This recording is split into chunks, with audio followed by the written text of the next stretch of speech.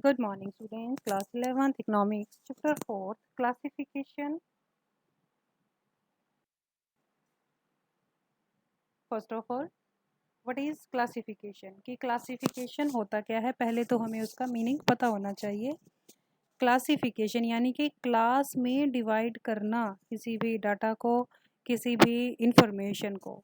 यानी कि जो हमारे पास आपने कोई रिसर्च करनी है, उससे रिलेटेड कोई भी डाटा आपने इकट्ठा किया है, तो उसको हम डिफरेंट पार्ट में या फिर क्लासेस में डिवाइड कर देते हैं। जैसे आपने एजुकेटेड और अनएजुकेटेड एजुकेशन के बारे में डाटा कलेक्ट किया है, तो आपने दो पार्ट बना दिए, एक तो एजुकेटेड पर्सन का, दूसरे क्या है, अनएजुकेटेड।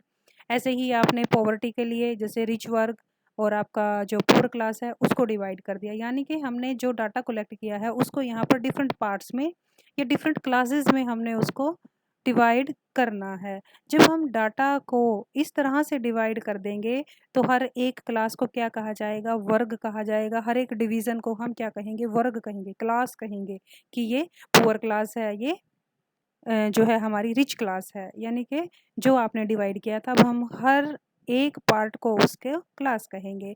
इससे क्या होता है कि जो हमारा क्लासिफिकेशन क्या कहता है कि ये वो प्रोसेस है जिसमें हम डाटा को उसके या तो हम ग्रुपिंग कर लेते हैं डाटा को किस हिसाब से, समानता के आधार पर भी और असमानता के, यानी कि होमोजेनिटी भी हो सकती है और हेट्रोजेनिटी भी हो सकती है। तो हमने उसको डिफरेंट क्लासेस में डिवाइड कर लिया।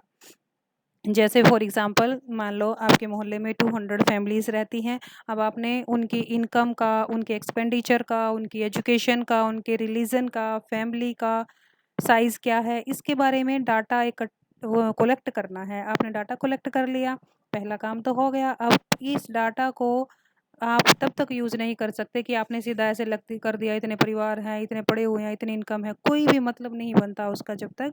तो इससे कोई भी हम कंक्लूज़न नहीं निकाल सकते।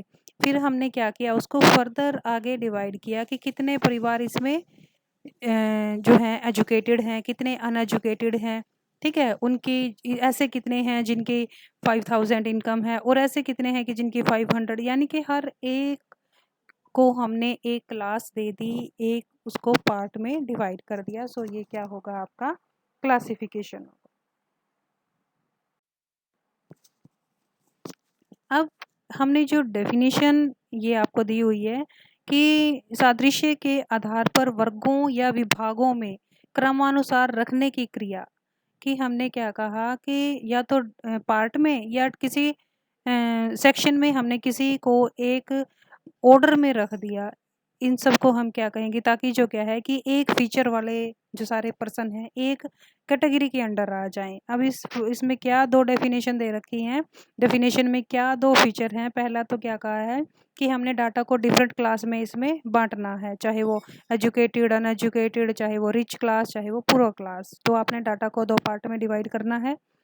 डिवीज़न जो क्या है वो समान भी हो सकता है और असमान भी हो सकता है। ठीक है, समान को एक वर्ग में रख लेंगे और असमान जो हमारी यूनिट्स हैं उनको आपने एक क्लास में रख लेना है। So this is all about classification meaning. Revise this topic, note down this topic in your notebooks. Thank you.